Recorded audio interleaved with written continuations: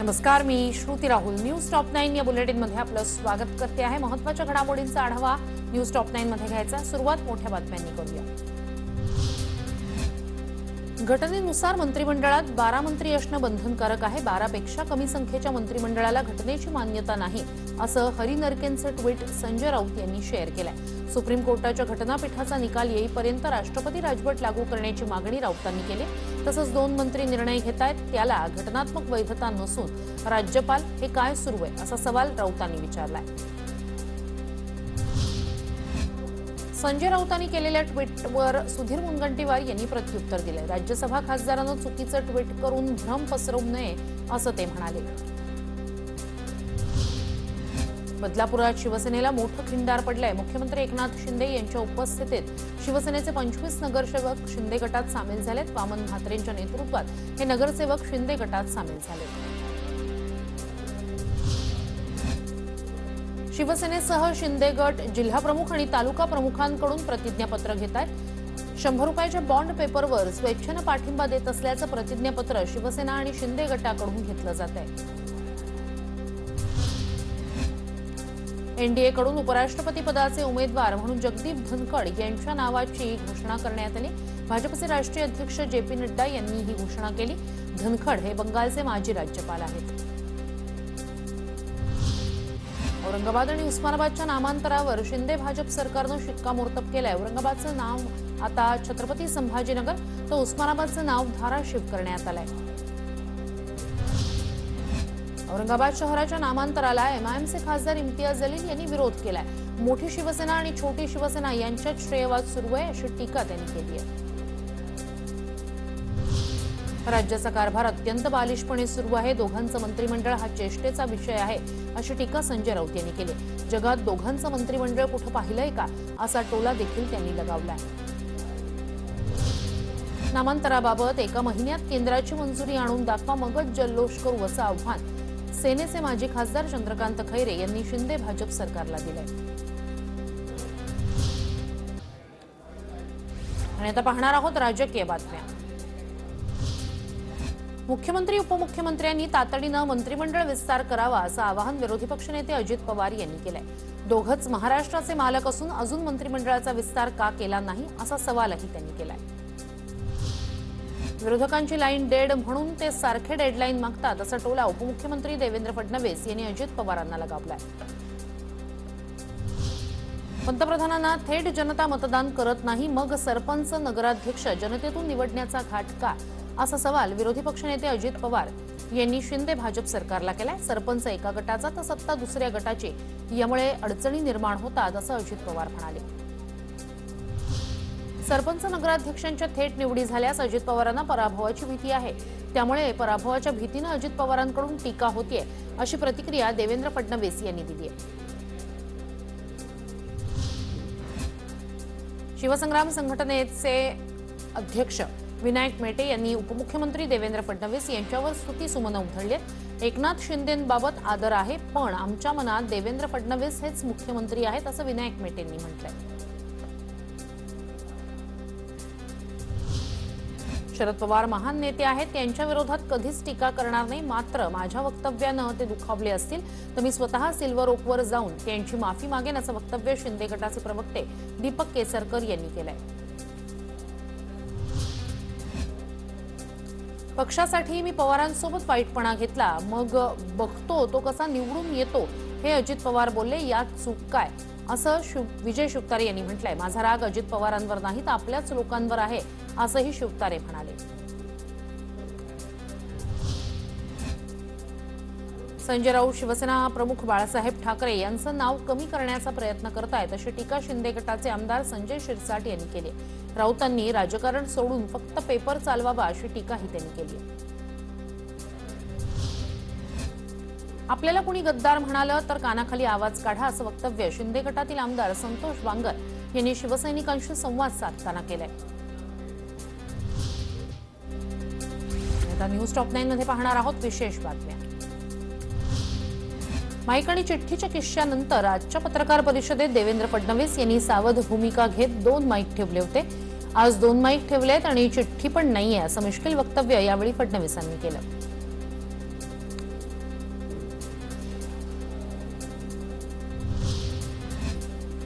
सत्तांतराच्या नाट्यमय घडामोडीवरून सदाभाऊ खोत यांनी शहाजी बापू पाटील यांना टोला लगावलाय। महाराष्ट्रातलं सरकार घालवून शहाजी बापू वळव्याला आले असून शहाजी बापूंचं सगळं ओके असा टोला खोतांनी लगावला। मोबाईलवरून व्हायरल झालेल्या संभाषणावरून शहाजी बापू पाटील यांनी टोलेबाजी केली। मोबाईल जेवढा चांगला तेवढाच वाईट असल्याचं शहाजी बापू पाटील म्हणाले। झाडी आणि डोंगराचा डायलॉग मोबाईलमुळे जगभरात पोहोचल्यानं माझी पंचायत होतीये असंही ते म्हणाले। भाजप आमदार गोपीचंद पडळकर यांनी राष्ट्रवादीचे प्रदेशाध्यक्ष जयंत पाटील यांच्यावर खोचक टीका केली आहे। सत्ता गेल्याचं सूतक अजूनही जयंत पाटील यांच्या चेहऱ्यावर दिसतं असा टोला पडळकरांनी लगावला।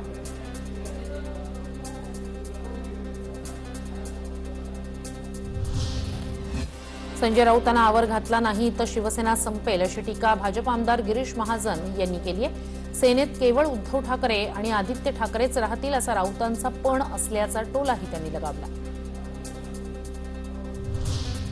प्राणहिता आणि गोदावरी नदीला पूर आल्यामुळे गडचिरोलीच्या सिरोंचा तालुक्यातील 34 गावांना महापुराचा फटका बसला। घरात पाणी शिरल्यानं नागरिकांच्या साहित्याचं नुकसान झालंय तर सिरोंचा तालुक्यातील 95 गावांमध्ये 7 दिवसांपासून विद्युत सेवा खंडित झाली आहे। पुणे जिल्ह्यात सुरू असलेल्या संततधार पावसामुळे सह्याद्रीच्या कुशीत वसलेला भीमाशंकर धबधबा ओसंडून वाहतोय। धबधब्याचं नयनरम्य दृश्य पाहण्यासाठी लोक गर्दी करतायत।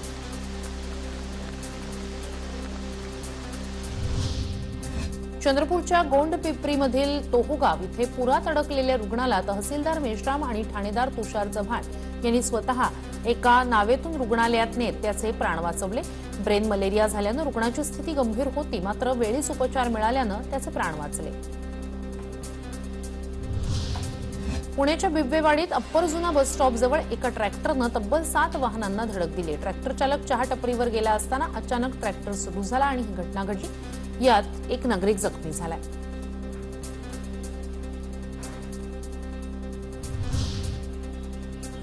आता पाहणार आहोत महत्त्वाच्या बातम्या। मुंबईतील वांद्र्याच्या ताज लँड्स एंड हॉटेलमध्ये भाजप शिंदे गटातील आमदारांसाठी स्नेहभोजनाचं आयोजन करण्यात आलंय। प्रवीण दरेकर, चंद्रकांत पाटील, विखे पाटील यांच्यासह अनेक नेते हॉटेलमध्ये दाखल झाले होते।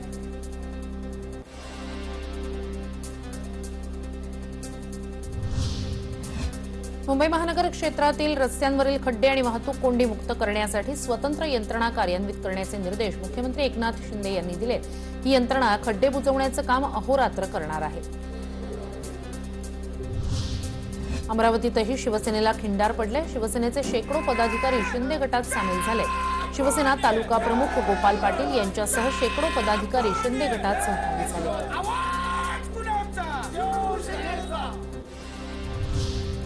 आमदार रवींद्र फाटक यांनी शिवसेनेला जोरदार धक्का दिलाय। फाटक यांच्या नेतृत्वात पालघरमधील शिवसेनेच्या 50 नगरसेवकांनी मुख्यमंत्री एकनाथ शिंदे यांना पाठिंबा दिलाय। अतिक्रमण काढण्यावरून अमरावतीत भाजप आमदार प्रवीण पोटे आणि मनपा अधिकाऱ्यांमध्ये बाचाबाची झाली। पालिकेच्या अतिक्रमणाविरोधात व्यापारी देखील आक्रमक झाले।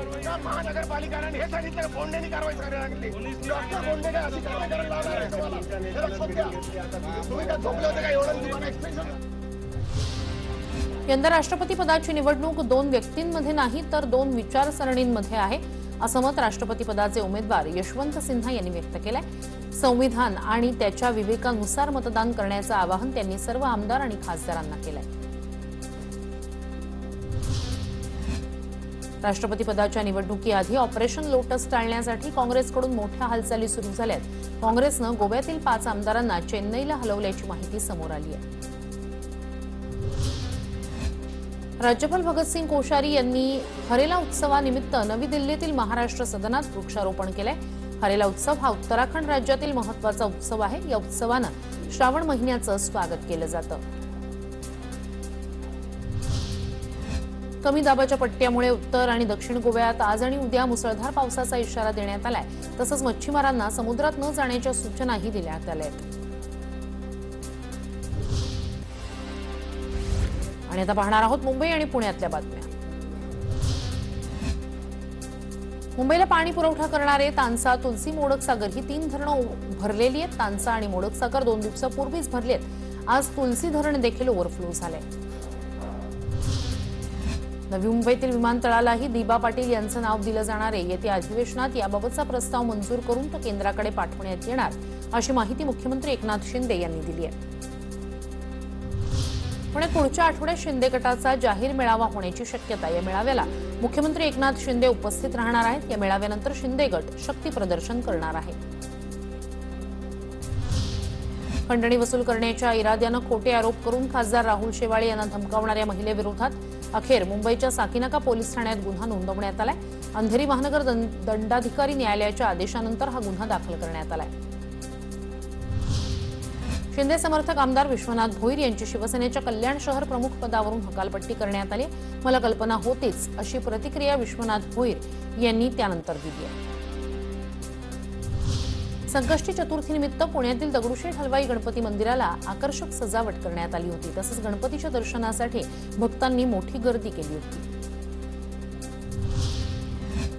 इंदापूरच्या वरकुटे खुर्द गावातील फुटलेल्या कालव्याची आणि नुकसानग्रस्त भागाची माजी राज्यमंत्री दत्तात्रय भरणे यांनी पाहणी केली। तसंच संबंधित अधिकाऱ्यांना पंचनाम्याचे आदेश दिलेत।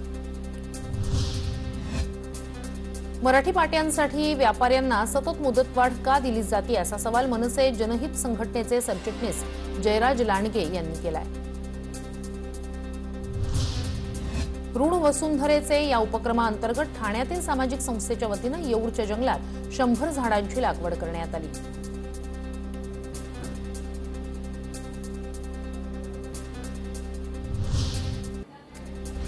आणि आता पाहणार आहोत मेट्रो शहरातल्या बातम्या। खड्डेच खड्डे असलेल्या ठाणे ते भिवंडी रस्त्यावरून मुख्यमंत्र्यांनी प्रवास करावा असं आव्हान माजी मंत्री छगन भुजबळ यांनी एकनाथ शिंदेंना दिलंय। काय पाऊस, काय पूर, काय खड्डे, सगळं ओके आहे असा टोलाही त्यांनी लगावला। अमरावतीत शिंदे गटाची बैठक पार पडली आहे। या बैठकीसाठी शिंदे गटानं शिवसेना जिल्हाप्रमुख राजेश वानखडे यांच्याशी संपर्क साधण्याचा प्रयत्न केला, मात्र राजेश वानखडे बैठकीला गेले नसल्याची माहिती सूत्रांनी दिली। नागपुरात कोराडी औष्णिक वीज प्रकल्पाचा राख तलावाचा बांध फुटला, त्यामुळे कोराडी औष्णिक वीज केंद्रातील लाखो टन राख वाहून आजूबाजूच्या गावांमध्ये गेली। या घटनास्थळाची चंद्रशेखर बावनकुळे यांनी पाहणी केली आहे।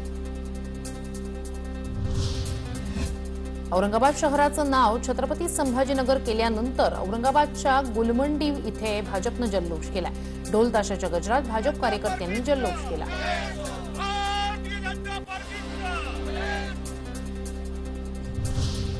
मुंबई गोवा महामार्गावर ठिकठिकाणी मोठमोठे खड्डे पडले, त्यात पावसाचं पाणी साचून अपघाताच्या घटना घडतायत। वाहन चालकांना वाट काढताना जीवघेणी कसरत करावी लागते। सोलापूर शहर आणि जिल्ह्यातील रिक्षांचं भाडं वाढलंय। 18 जुलैपासून भाडेवाढ लागू करण्याचा निर्णय प्राधिकरणानं घेतलाय। पहिल्या 1.5 किलोमीटरसाठी किमान देय भाडं 23 रुपये आणि त्यापुढील प्रति 1 किलोमीटरसाठी 15 रुपये भाडं असणार आहे। नाशिकच्या गोदावरीला सलग 6व्या दिवशी पूरस्थिती कायम आहे। पुढच्या 24 तासात मध्यम ते जोरदार स्वरूपाच्या पावसाचा अंदाज आहे। गोदाघाट परिसरातील रहिवाशांना त्यामुळे सतर्क राहण्याचा इशारा देण्यात आला। रामटेकचे आमदार आशिष जयस्वाल यांनी गुडघाभर पाण्यातून वाट काढत पूरग्रस्तांना भेट दिली आहे।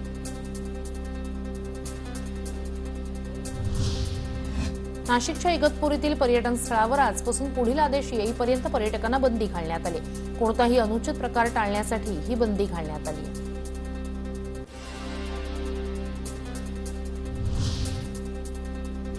आणि राज्यभरात पावसामुळे काही ठिकाणी शेतीचं नुकसान झालेलं आहे। राज्यातल्या या संदर्भातल्या घडामोडी पाहू। मुसळधार पावसामुळे भंडाऱ्याच्या बपेरा तालुक्यात गोठा पडल्यानं 2 म्हशींचा जागीच मृत्यू झालाय, तर काही शेळ्या गंभीर जखमी झाल्यात। शेतकऱ्याचं यामुळे आर्थिक नुकसान झालंय। पुण्यातील भोर तालुक्यात आलेल्या जोरदार वादळी वाऱ्यामुळे कुडली गावातील जिल्हा परिषद शाळेचे पत्रे उडून गेलेत। तसंच पावसामुळे शाळेतील शैक्षणिक साहित्य भिजल्यामुळे शाळेचं मोठं नुकसान झालं। नाशिकच्या सुरगाणा तालुक्यात धरण फुटल्यानं भातशेतीचं नुकसान झालंय। सांडव्यातून पाण्याचा निचरा पुरेशा प्रमाणात न झाल्यानं फणसपाडा इथला बंधारा फुटून 20 ते 25 शेतकऱ्यांच्या शेतीचं नुकसान झालंय। वाशिमच्या कारंजा तालुक्यात गेल्या 3 दिवसांपासून संततधार पाऊस पडतोय। पावसाचं पाणी शेतात साचल्यानं पिकांचं नुकसान झालंय। सोयाबीन, तूर, कापूस पाण्याखाली गेल्यामुळे शेतकरी चिंताग्रस्त झालाय। अमरावती जिल्ह्यातील चांदूर बाजार तालुक्याला पावसाचा फटका बसला। शेतीचे मोठ्या प्रमाणावर नुकसान झालंय। या नुकसानग्रस्त भागाची बच्चू कडू यांनी पाहणी केली आहे। नांदेडमध्ये नुकत्याच झालेल्या अतिवृष्टीमुळे खरीप हंगामासोबतच ऊस, हळद अशा बारमाही पिकांचं नुकसान झालंय। सोयाबीन, कापूस, तूर, उडीद आणि मूग पिकांची पेरणी वाया गेली आहे। चाळीसगावच्या गिरणा धरणाचे 2 दरवाजे 1 फुटानं उघडण्यात आले, तर गिरणा नदीकाठच्या गावांना प्रशासनानं सतर्कतेचा इशारा दिलाय। गिरणा नदीपात्रात न जाण्याचं आवाहन केलंय।